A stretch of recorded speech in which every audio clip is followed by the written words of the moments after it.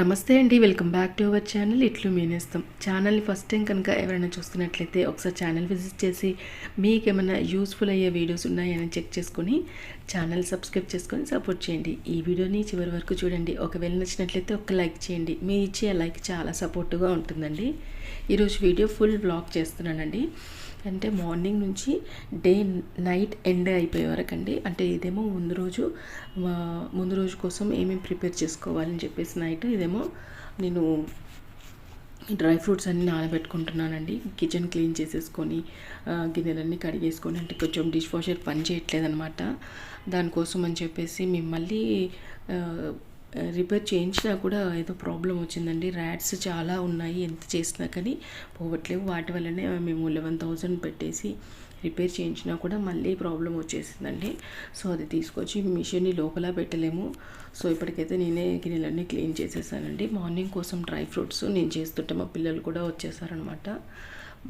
మేము పిల్లలు ఇద్దరు, మేమిద్దరికి మొత్తం 4 మెంబర్స్కి కలిపి పెడుతున్నానండి. ఇది నేను కుదిరితే స్మూతీని చేసేస్తాను. మార్నింగ్ ఇలా పెట్టామంటే ఈ చలికాలం అసలు తినను. కానీ ఇప్పుడు మాకు ఉన్న హెల్త్ కండిషన్కి కంపల్సరీ నానబెడతానండి. వారంలో ఒక 2-3 రోజులైనా లేదా 2 రోజులైనా, కుదిరితే ఒక్క రోజైనా కానీ చేయడం అవుతుంది. అలాగే ఇక్కడ 2 బనానాస్ కూడా రెడీగా పెట్టుకున్నాను అనమాట మార్నింగ్ స్మూతీ చేయడం కోసము. సో హెల్త్ ప్రాబ్లం వచ్చినప్పుడే కాదండి, మనకి డైలీ వారంలో ఒక్కసారి కంపల్సరీగా డ్రై ఫ్రూట్స్ ఇస్తే మన బాడీకి సరిపోయే న్యూట్రిషన్ అందుతుందండి. బ్యాలెన్స్డ్ డైట్ తీసుకున్నట్టు అవుతుందన్నమాట. ఇప్పుడు ప్రతి ఒక్కరికి ఐసైట్ వస్తుంది, ఇంకా మిగిలిన హెల్త్ వైటమిన్ డెఫిషియన్సీ కూడా ఉంది. మా పాపకి హెయిర్ చాలా లాస్ అవుతుందన్నమాట, వైటమిన్ డెఫిషియన్సీ ఉంది. సో అందుకని చెప్పేసి నేను మళ్ళీ స్టార్ట్ చేశానండి. మార్నింగ్ కోసం అన్నీ ప్రిపేర్ చేసి పెట్టుకుంటాను. కంపల్సరీ కౌ గీ వాడతానండి. వాళ్ళు తినే డైట్లో మాత్రం కంపల్సరీగా రైస్ చేసినప్పుడు కానీ ఇంకా ఏదైనా స్నాక్స్ కానీ అదే వాడతానండి.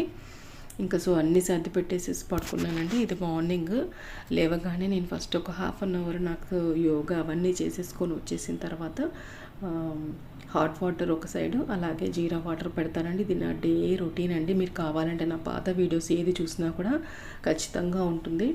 నేను జీరా వాటర్ అట్లాగే హాట్ వాటర్ ఒక 1 లీటర్ పెట్టుకుంటాను. మార్నింగ్ లేవగానే నేను ఫస్ట్ బ్రష్ చేసుకున్న తర్వాత యోగా అంతా అయిపోయాక వాటర్తోనే నా డే స్టార్ట్ చేస్తానండి. అలాగే ఇక్కడ రైస్ కుక్కర్లో రైస్ పెడుతున్నానండి. మా అందరికీ సరిపడగా 2 గ్లాసెస్ రైస్ పెడతాను నేను. సో ఇక్కడ నేను కొలత అలా ఏం పెట్టుకోనండి.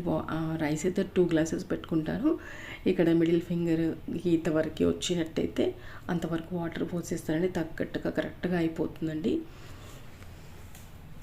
ఇక్కడ జీరా వాటర్ కూడా బాయిల్ అయిపోయిందండి. అది చల్లగైన తర్వాత తాగొచ్చు అని చెప్పేసి నేను పక్కన పెట్టుకుంటాను. ఇంకొకరు లేచి వస్తూ ఉంటారు కదండి, ప్రతి ఒక్కరికి నేను ఇక్కడ హాట్ వాటర్ తాగేసి వాళ్ళకు కూడా రెడీగా పెడతారనమాట. నేను ఇక్కడ 1.5 గ్లాస్ తాగుతాను. తర్వాత ఇంకా పిల్లలు వచ్చిన తర్వాత వాళ్ళకి చిన్న గ్లాస్లో ఇంత గ్లాస్ వాళ్ళు తాగలేరు. మార్నింగ్ ఎంటీ స్టమక్ వామిటింగ్ వచ్చినట్టు అవుతుంది అంటారు. కానీ కంపల్సరీగా హాట్ వాటర్ అలవాటు చేయండి. అది ఏ సీజన్ అయినా పర్వాలేదండి. నేను సమ్మర్లో కూడా ఇలాగే తీసుకుంటాను. కాకపోతే కొంచెం వామ్ తక్కువగా తీసుకుంటాను, కానీ కంపల్సరీ ల్యూక్ వామ్ వాటరే తీసుకుంటానండి. అది మీరు కూడా ప్రతి ఒక్కరు అలవాటు చేసుకోండి. బాడీ చాలా చాలా బాగుంటుంది, బాడీ పెయిన్స్ రాకుండా ఉంటుందండి. నేను ఈరోజు ఇక్కడ కోఫ్తా కర్రీ చేయడం కోసమని నైట్ ఇది ప్రిపేర్ చేసి పెట్టుకున్నానండి. కోఫ్తా కర్రీ నేను ఎప్పుడూ చేయలేదు, చాలా ఇయర్స్ అవుతుంది నేను చేయక. సో ఇది కొబ్బరి అలాగే సొరకాయ తురుమండి. కొబ్బరిలోనేమో ఒక లవంగము, ఇలాచి, కొద్దిగా దాల్చిన చెక్క, అలాగే ఒక అల్లం ముక్క, ఒకటి లేదా 2 వెల్లుల్లి అలా వేసేసుకొని నేను మిక్సీ పట్టేశానండి. అలాగే ఒక చిన్న ముక్క సొరకాయని కూడా తురిమేసేసానండి. ఇప్పుడు నేను అది 2 ఒకటే దాంట్లో పెట్టేశాను. ఇప్పుడు ఏం చేస్తున్నానంటే కొంచెం పసుపు, కొద్దిగా కారం, ధనియా పొడి, అలాగే కొద్దిగా శనగపిండి వేసేసి మెత్తగా దగ్గరికి బాగా కలిపెట్టుకొని వీటిని ఉండల్లాగా చేసుకొని, అంటే కోఫ్తాస్ లాగా చేసుకొని డీప్ ఫ్రై చేసుకోవాలండి. నేను ఇది ఇక్కడ షాలో ఫ్రై చేశాను, కంప్లీట్గా డీప్ ఫ్రై అక్కర్లేదండి. ఇంకా ఇక్కడ కొంచెం శనగపిండి ఎక్కువగా, ఇంకొంచెం మైదా పిండి ఎక్కువ చేసుకున్నామంటే ఇవి విరిగిపోకుండా ఉంటాయండి. నాకు శనగపిండి పడదు, అలాగే మైదా పడదనమాట. నేను అందుకని 1 స్పూను మాత్రమే వేసాను. అవి కొంచెం విరిగిపోతూ ఉన్నాయండి. సో మీరు వేసినప్పుడైతే ఎక్కువగా వేసుకోండి. మాకు పడదని చెప్పేసి నేను ఏదో కొంచెం లైట్గా వేసానండి. ఇది ఒకవైపు రెడ్గా తొందరగా అయిపోతుంది, కుక్ అవుతుంది అనమాట. ఎందుకంటే కొబ్బరి కాబట్టి త్వరగా బ్రౌన్ కలర్గా వచ్చేస్తుందండి. ఈ కలర్ వచ్చినప్పుడు మనం రివర్స్ చేసుకుంటే సరిపోతుందండి. ఒకవేళ మీరు డీప్ ఫ్రై చేసుకున్నారంటే ఇంత ప్రాబ్లం ఉండదేమో. నాకు డీప్ ఫ్రై ఎక్కువగా ఇష్టం ఉండదు, సో ఇలా షాలో ఫ్రై చేసేసానండి. ఇది చేసుకొని ఉండల్ని పక్కన పెట్టేసుకొని మనం చేసుకున్నాం. దీనికి నేను ముందు రోజే ఇందాక చూసారు కదా బ్యాటర్, దీనికోసం రెడీ చేసి పెట్టుకున్నాను. అలాగే గ్రేవీ కోసం కూడా బిఫోర్ డే చేసుకోవాలండి. అలా అయితేనే మనకు త్వరగా అయిపోతుంది అనమాట. మార్నింగ్ ఇది బాక్స్లోకి, రైస్లోకి, జీరా రైస్ కానీ, ఫ్రైడ్ రైస్ కానీ, లేదా బగారా రైస్ కానీ, లేదా కొబ్బరి అన్నం కానీ వాటికి చాలా బాగుంటుందండి. ఈ ప్రిపరేషన్ ఇప్పుడు నేను వేసిన మిక్సీ పేస్ట్ ఏదైతే ఉందో ఇది మాత్రం మనం పన్నీర్ బటర్ మసాలాకి ఎలా చేస్తామో యాజ్ టీజ్ అలాగే చేసుకోవచ్చండి. చాలా చాలా టేస్టీగా ఉంటుంది. ఒకసారి మీ పిల్లలకి చేసి పెట్టండి. నేను ఇక్కడ కొబ్బరి అలాగే సొరకాయ చేశాను. ఎందుకంటే వాళ్ళు సొరకాయ కూర అది కొంచెం తినడం ఇష్టపడరు కదా, సో అలాంటి కూరల్ని మనం ఇలా చేయొచ్చు. అలాగే పాలకూరతో కూడా చేయొచ్చు, చాలా బాగుంటుంది. ఎందుకంటే మనకు పిల్లలు ఏదైతే తినారో వాళ్ళకి కొంచెం మసాలా గ్రేవీస్ అట్లా ఉన్నాయి, పన్నీర్ లాంటివి ఇష్టపడతారు అంటే ఏ కర్రీ అయినా మనం అలా కన్వర్ట్ చేసి పెట్టచ్చండి, చాలా బాగుంటుంది. మనం ముందుగా ఆ కోఫ్తాను ఫ్రై చేసిన తర్వాత వాటిని తీసి పక్కన పెట్టుకొని అదే ఆయిల్లో నేను చేసిన పేస్ట్ వేసేసానండి. పేస్ట్ కొంచెం దగ్గరకు వచ్చి కొంచెం ఆయిల్ బయటకు వస్తుంది కదండి, ఈ టైంలో కొద్దిగా గరం మసాలా, జీలకర్ర పౌడరు, ధనియా పౌడరు, కొద్దిగా కారము, అలాగే ఒకటే పచ్చిమిర్చి వేసానండి. అది వేసేసుకొని ఇప్పుడు ఆయిల్ బయటకు సపరేట్ అవుతుంది కాబట్టి నేను ఇంకా కావాల్సినంత ఒక 1 గ్లాస్ వాటర్ పడుతుంది. దీనికి వాటర్ వేసుకొని అది బాయిల్డ్ అయ్యేదాకా కాసేపు ఉంచేసుకొని కొఫ్తాస్ వేసుకొని దించేసుకోవడమేనండి. ఈలోపు ఇక్కడ జీరా వాటర్ కొద్దిగా చల్లగైందనమాట, సో ఇలా ఉంటే తాగలుగుతాము. సో నాకు మా హస్బెండ్కి తీసేసానండి. ఇంకా పిల్లలు రాలేదు, వాళ్ళు వచ్చిన తర్వాత అంటే బ్రషెస్ అలా వాళ్ళు రెడీ అవుతున్నారు, వాళ్ళకి కూడా ఇస్తానండి.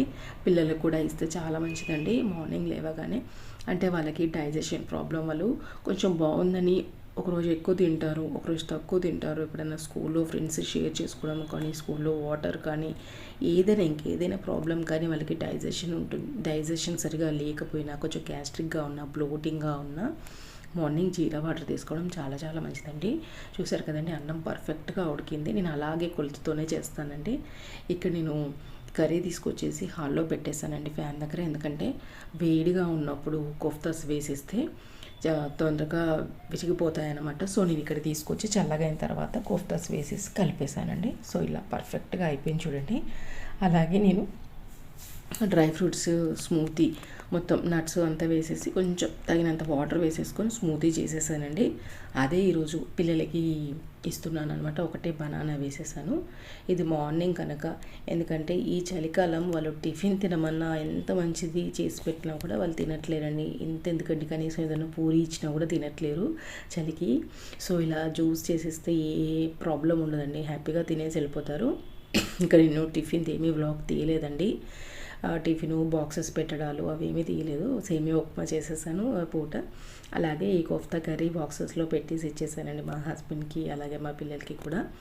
ఇదేమో ఆఫ్టర్నూన్ వాళ్ళు వచ్చిన తర్వాత వాళ్ళ కోసం కొంచెం పల్లీలు, అలాగే బాదము ఒక 1 అవర్ ముందు నానబెట్టేసుకొని ఒక 1 విజిల్ 2 విజిల్స్ అలా మెత్తగా ఉడికించుకొని బాదమేమో పొట్టు తీసేసి కొంచెం ఇలా తాలింపు చేసి ఇచ్చానండి.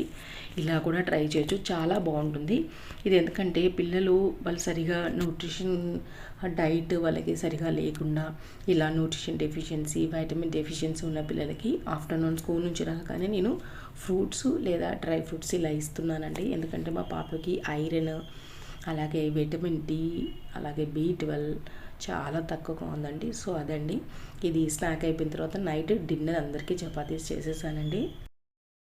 ఇంకాస్త కోఫ్తా కర్రీ ఉంది, అలాగే కొంచెం సలాడ్ చేసేసుకొని కొద్దిగా మజ్జిగ చేసుకొని మా నైట్ డిన్నర్ చపాతీస్తో ఫినిష్ చేశానండి. ఇది మార్నింగ్ కోసము నేను మళ్ళీ ఇడ్లీ లేదా దోశ వేసుకోవడం కోసము 1 కప్పు బాజ్రా, 1 కప్పు రాగులు, అలాగే 1/2 కప్పు మినపప్పు, అలాగే 1/2 కప్పు ఇడ్లీ రైస్ ఉంటుంది కదండి, అది వేసేసి ఒక 2-3 అవర్స్ నానబెట్టానండి. రాగులు అయితే ఒక 4 అవర్స్ ముందు నానబెట్టాను.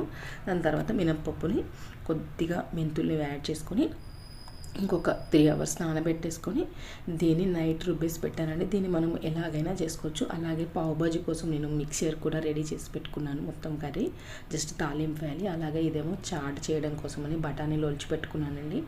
మళ్ళీ మార్నింగ్ కోసం గిన్నెలన్నీ ఇలా నీట్గా కడిగి శుభ్రంగా చేసి పెట్టేసుకున్నానండి. కాస్త ఓపిక చేసుకొని మనకి కావాల్సినవన్నీ ముందు రోజు నైటే ప్రిపేర్ చేసి పెట్టుకున్నామంటే మార్నింగ్ బాక్స్లకి చాలా ఈజీగా ఉంటుందండి. మీకు ఇందులో ఏమైనా నచ్చినా లేకపోతే ఏమైనా కొత్తగా అనిపించినా ఏదైనా ట్రై చేయాలనిపిస్తే తప్పకుండా ట్రై చేయండి. మన ఆరోగ్యం మనం చూసుకోవాలి కదండి. సర్వే జనా సుఖినో భవంతు.